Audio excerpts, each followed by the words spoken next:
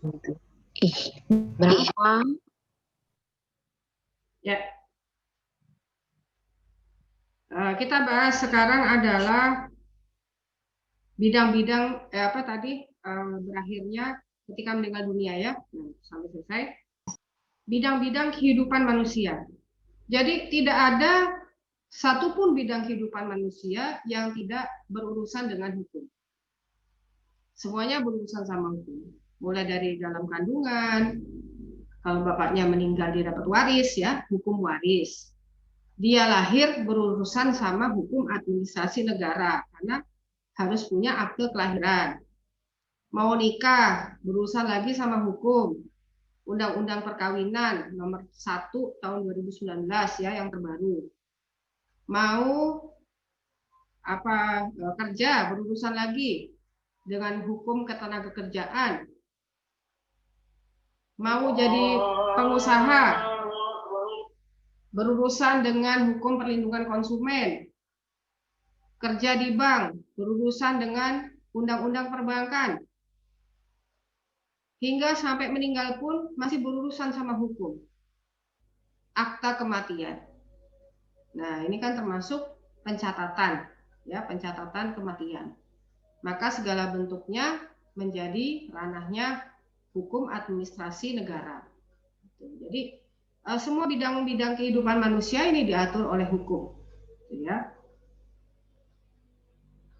Hanya dibuat oleh lembaga yang berwenang. Jadi tidak semua orang bisa membuat hukum. Hukum hanya dapat dibuat oleh negara. Negara pun dia lembaganya tertentu, ya, hanya lembaga legislatif dan pemerintah ya, dan eksekutif yang berwenang untuk membuat hukum. Tuh. Kemudian berlaku pada waktu dan wilayah tertentu. Maksudnya gini, hukum ini kapan berakhirnya? Kapan suatu undang-undang itu tidak dipakai lagi? Pasti. Suatu undang-undang tidak dipakai lagi atau dibatalkan apabila sudah terbit undang-undang yang baru. Gitu ya. Nah, jadi kalau sudah ada undang-undang yang baru berarti itu menggantikan undang-undang yang lama. Nah, contoh misalnya dalam Kitab Undang-Undang Hukum Pidana ada aturan tentang korupsi.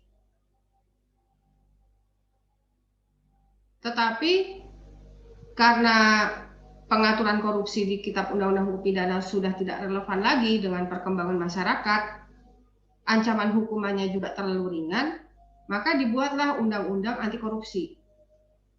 Nah, artinya setelah ada undang-undang anti korupsi, maka pengaturan korupsi dalam KUHP dibatalkan, tidak berlaku lagi. Itu yang dimaksud dengan waktu tertentu. Wilayah tertentu maksudnya hukum itu hanya berlaku pada wilayah negara itu saja. Gitu ya, hanya berlaku pada wilayah itu saja.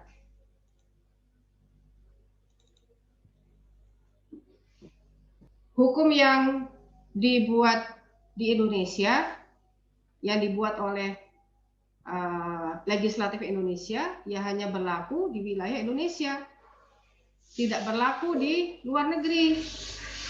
Demikian juga misalnya hukum Singapura, ya hanya berlaku di wilayah Singapura,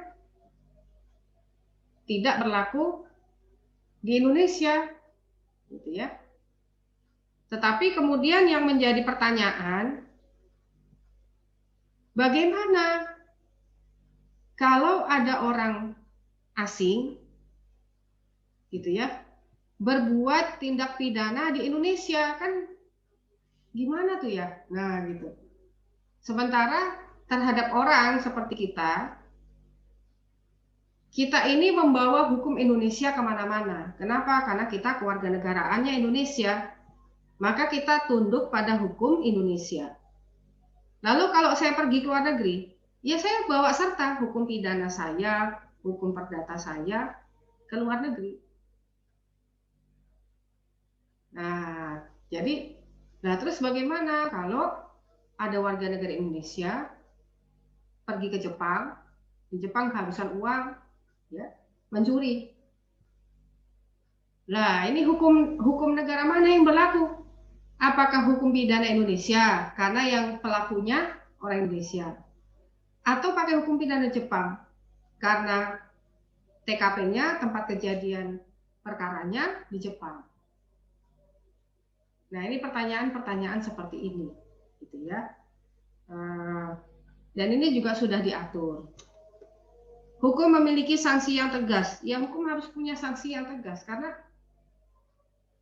kalau tidak memiliki sanksi yang tegas, tidak ada kepastian hukum. Apa sanksinya kalau ada orang yang membunuh orang lain?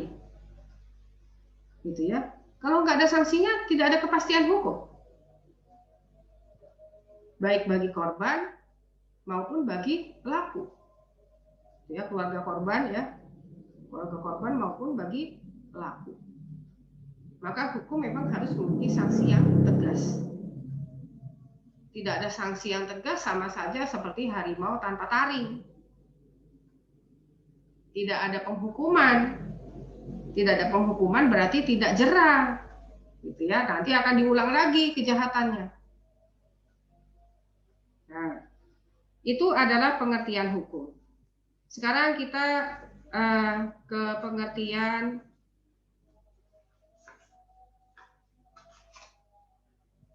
etika, ya, etika. Apa itu etika? Etika ada di dalam buku yang ini, ya, yang lebih tipis, etika bisnis dalam Islam. Ini nanti kalau sudah punya bukunya dilihat halaman berapa ini tadi ya? Halaman awal ya, bab 1. Halaman 1. Nah, etika itu apa?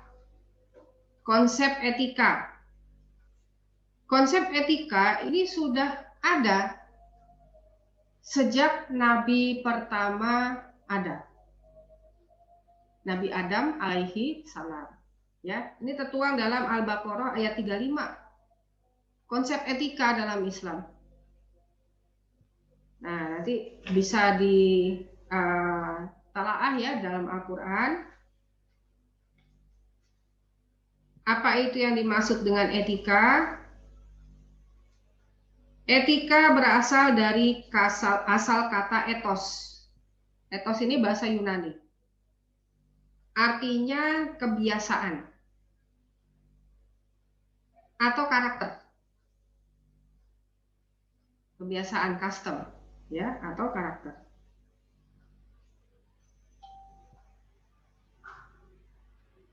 Dalam kamus bahasa Inggris, kamus Webster, etika adalah the distinguishing character, tadi ya, karakter, sentiment, moral nature, or guiding beliefs of a person, group, or institution. Etika adalah karakter istimewa, tabiat moral, atau keyakinan yang membimbing seseorang, kelompok, atau institusi. Ya, ini mengandung arti bahwa etika itu dalam berbagai macam kebudayaan bisa berbeda ya. Etika berpakaian, etika berbicara, gitu. Contoh misalnya saudara-saudara kita setanah air itu yang ada di timur ya, itu kan ada juga masyarakat pedalamannya tidak terbiasa memakai baju. Nah, ini etika berpakaian berbeda. Belum lagi etika berbicara. Saudara-saudara setanah air kita yang ada di barat Ya, Sumatera Barat itu kalau berbicara suaranya sangat keras, berbeda dengan etika berbicara masyarakat adat Jawa. Nah, ini kan berbeda ya etika. Tapi sebagai umat Islam, etika kita itu hanya satu, yaitu Al-Quran dan hadis. Jadi Islam itu sudah menunjukkan orang Islam itu tidak perlu repot mempelajari etika, cukup memperhatikan tingkah laku, perilaku, perbuatan Rasulullah Shallallahu Alaihi Wasallam. Cukup itu saja. Ya. Dalam bahasa Arab disebut sebagai adab. Etika itu adalah adab. Ya. Nah, jadi cukup kita belajar melihat dari Rasulullah Shallallahu Alaihi Wasallam saja. Bagaimana adab Rasulullah terhadap tetangga, terhadap non-Muslim, bagaimana etika para sahabat terhadap pemimpin, gitu ya. Bagaimana etika terhadap orang yang lebih tua. Nah, ini semua sudah lengkap kita diajarkan. Tinggal mau mengikuti atau tidak. Nah, itu. Itu adalah etika.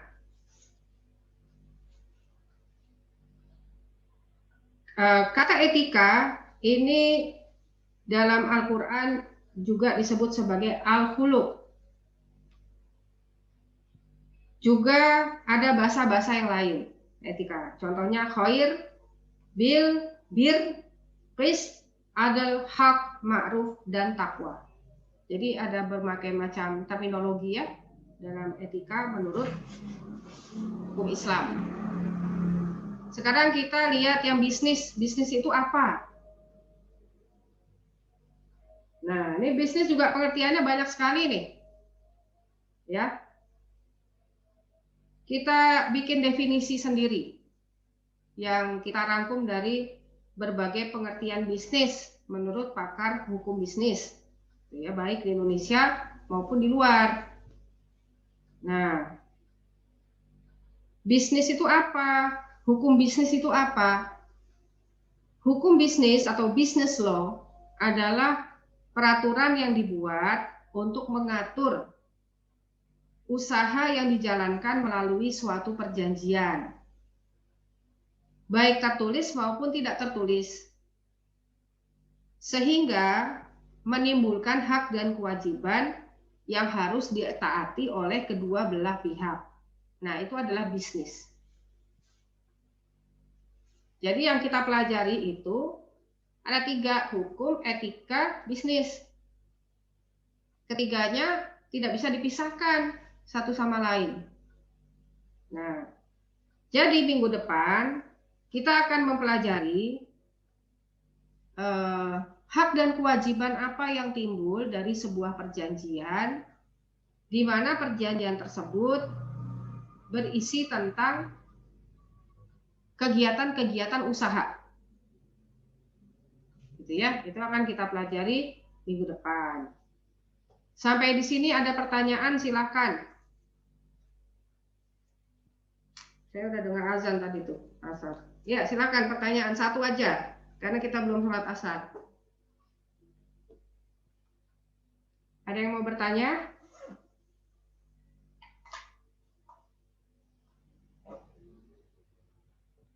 Kalau tidak ada, perkuliahan saya cukupkan dulu sampai di sini dengan mengucapkan hamdalah, alhamdulillahirabbil alamin.